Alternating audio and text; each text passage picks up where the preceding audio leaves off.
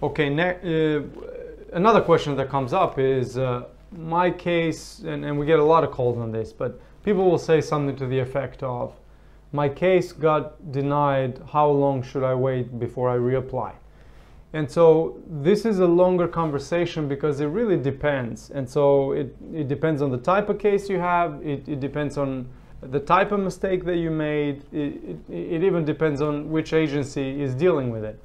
And so, you know, I mean, sometimes for a general denial and, you know, like a denial without prejudice type situation, a denial without prejudice basically means that you can reapply.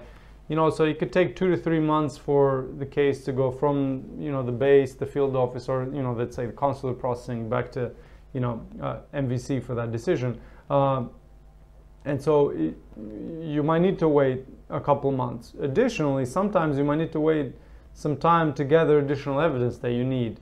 And so that's one aspect of it.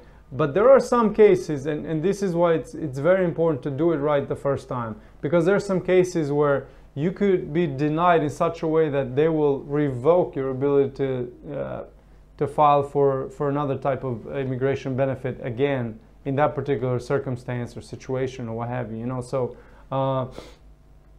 it really varies. It really varies, and that covers some of the different types of timelines in terms of when you can reapply. Thank you for watching.